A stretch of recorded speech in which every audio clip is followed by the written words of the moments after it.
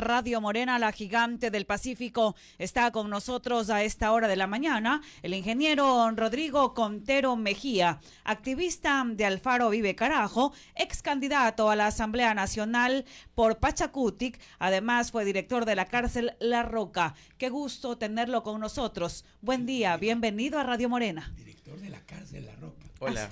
Sí, él cumplió la función del director. Sí. Bueno, cuéntenos, ¿qué es que ha planteado usted en la Corte Constitucional? ¿Qué significa ese planteamiento que usted ha hecho? ¿Y qué es lo que le quitarían o no a los afiliados? ¿Y cómo el riesgo que tendría el BIES y el IES? Bienvenido a Radio Morena. Bueno, muchas gracias, muy amables por la cordial invitación. Nosotros, quienes somos, afiliados, militantes de Alfaro Vive Carajo, estamos muy preocupados y en particular en mi calidad de afiliado al Seguro Social, ¿no? En nombre de todos los afiliados y jubilados, que esta nueva ley de fortalecimiento crediticio lo que causa realmente es un desequilibrio a las finanzas del Instituto Ecuatoriano de Seguridad Social, ¿no? Se está dando un tratamiento de banca comercial al BIES y el BIES no es una banca comercial. Va a perder el artículo 367 de la Constitución, el principio de la seguridad social universal. Entonces, para eso he venido acá.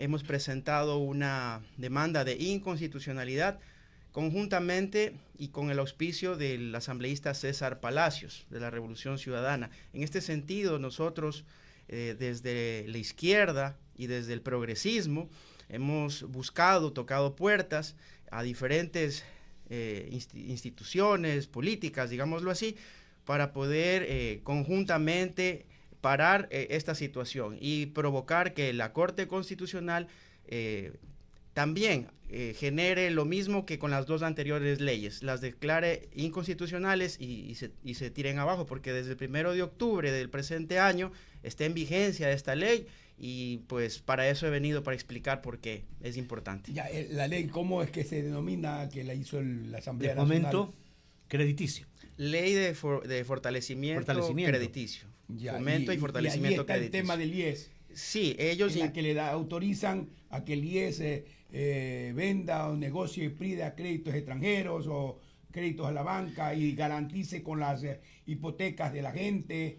Le quiero decir que hay 257,000 ciudadanos que tienen hipotecadas sus casas al BIES justamente por el crédito. O sea, vienen y le piden un crédito internacional y resulta que ya la casa está en manos de una banca internacional y el riesgo es, ¿qué? Porque el BIES de todas maneras aguanta, como se dice, porque es parte de nosotros y el BIES descuenta de los sueldos nuestros mismos. Pero ¿cuál es el riesgo realmente allí? Queremos que lo explique, porque en este momento es justamente una consulta electoral. La gente está preocupadísima por perder los derechos, ¿no? Por supuesto, sí. Efectivamente, la Constitución de la República garantiza la seguridad social universal en el artículo 367 de principios. Entonces, esta ley vulnera directamente dichos principios. Repito, el BIES, el banco del IES, no es una banca comercial. Y esta nueva ley lo que hace es agregar dos incisos, el 4.2.3, que son operaciones de reporto. ¿Qué significa estas operaciones de reporto? Que la institución puede vender activos financieros y para eso las personas que compran los activos financieros necesitan garantías. Y adivinen que las garantías son los bienes, las casas, las hipotecas, en mora de los afiliados que no es que no quieran pagar, sino que entraron al desempleo.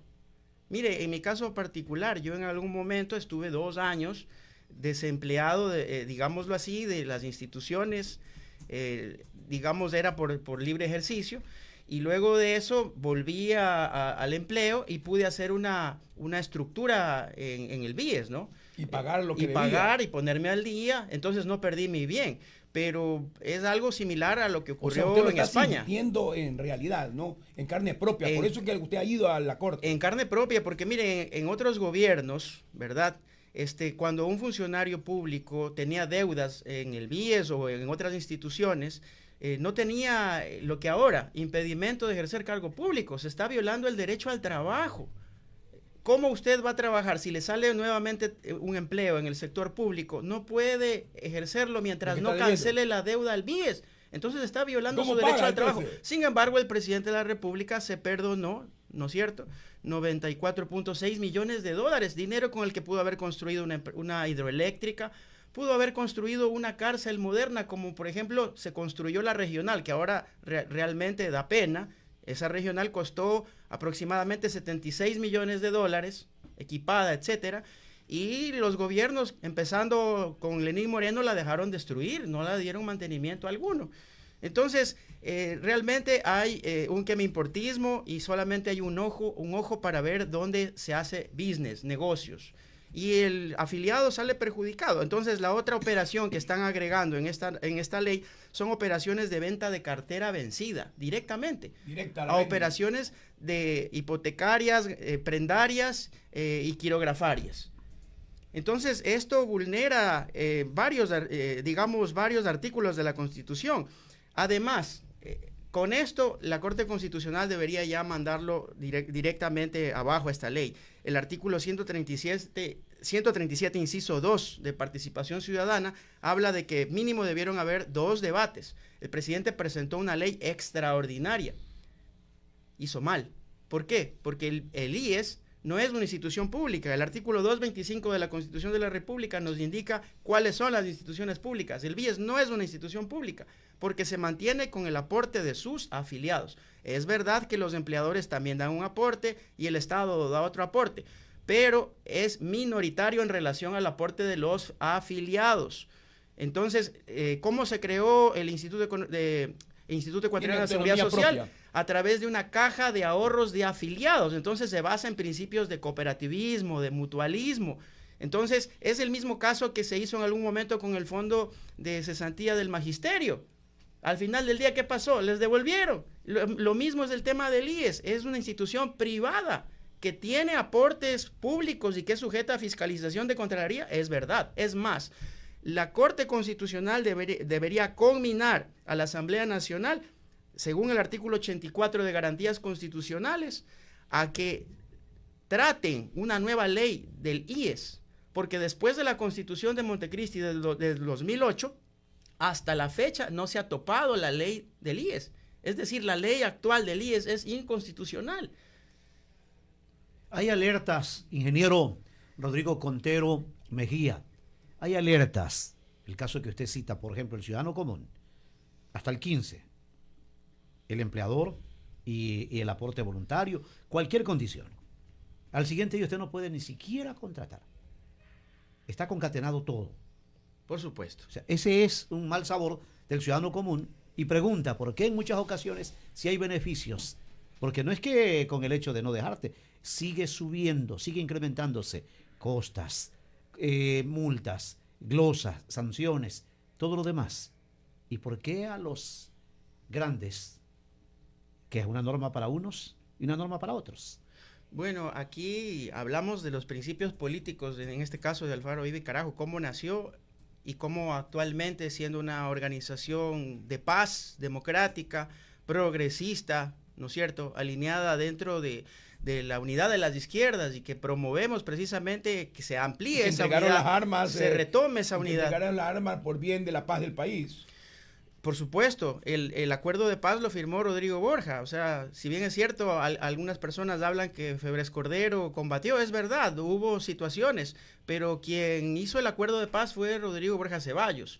Y los compañeros pagaron su deuda con la sociedad. Entonces, en este momento, lo correcto es que la ley sea igualitaria para todos los ciudadanos y los delitos de lesa humanidad no prescriben.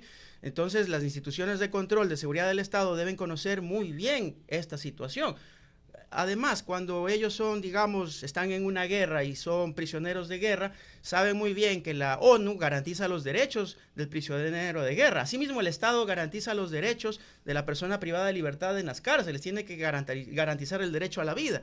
De la misma forma, hay que dar estas garantías, ¿verdad?, para que ningún delito prescriba. En ese sentido, a la pregunta que me decía el compañero, los principios que tiene la organización son la independencia económica. Entonces, para nosotros llegar a una independencia económica, a la justicia social, democracia, soberanía y a la patria grande latinoamericana, nosotros realmente deberíamos tener un control financiero que no lo tenemos. O sea, hay que hablar claro. Ahorita en este momento hay una política, una geopolítica mundial de Estados Unidos que está perdiendo terreno económico ante Rusia y ante China y los BRICS. Y por eso, déjenme concluir, y por esa situación ha tenido esta situación de que va, digamos, a generar una política en contra de Venezuela cuando apenas el 5%, según la ONU, de la droga sale o transita por esa vía, cuando lastimosamente el 80% sale por el Ecuador.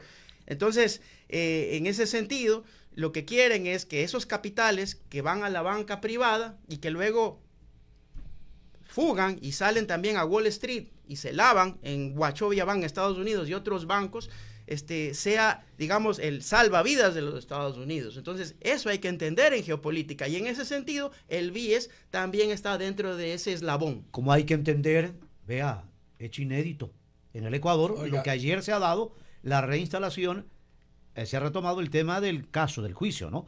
Por las extralimitaciones que podrían darse.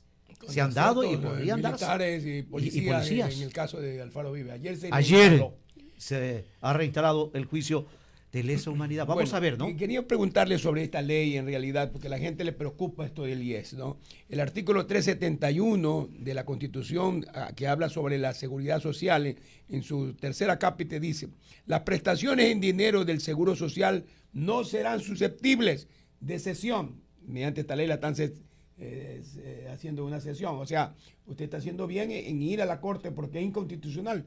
Dice que no serán susceptibles de cesión, de embargo y de retención. Así dice la Constitución, salvo los casos de alimentos debidos a la ley. O sea, es lo único que puede ser embargado. O sea, los créditos el artículo privilegiados. 372 dice: los fondos de reserva del Seguro Universal Obligatorio serán propios y destinados distintos de los del fisco.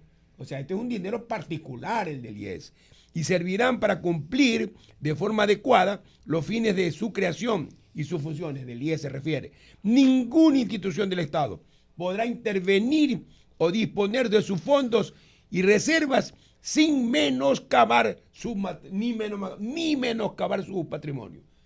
Por eso le ha inspirado a usted a ir a la Corte Constitucional. Por supuesto, y también por el futuro. El futuro es la jubilación, y los jubilados del presente están en peligro porque las aportaciones de nosotros, los afiliados actuales, nos permiten gozar de un descanso bien merecido por años de trabajo. Y eso se da en todas las sociedades modernas del mundo. O sea, yo en la anterior entrevista escuché de que realmente se tiene que hacer un pacto social. Para eso se hizo la Constitución del 2008. Y en ese sentido, a nivel de Europa, a nivel de los países que son potencia, inclusive los mismos de Estados Unidos, hay situaciones que no están en debate, como la educación, la salud, la vivienda, la seguridad social. Son temas que no se debaten. El tema privado y el tema del neoliberalismo, digámoslo así, deben hablar de la libre empresa, del fomento de la productividad, de las inversiones extranjeras, etcétera.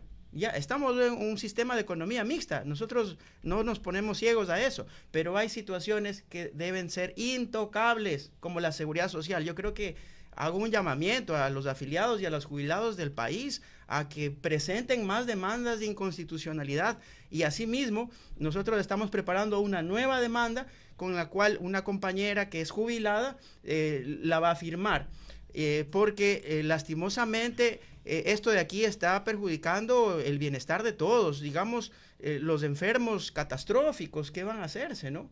Miren que, por decirle un ejemplo, mi padre tuvo un accidente de tránsito hace más de 30 años por Durán.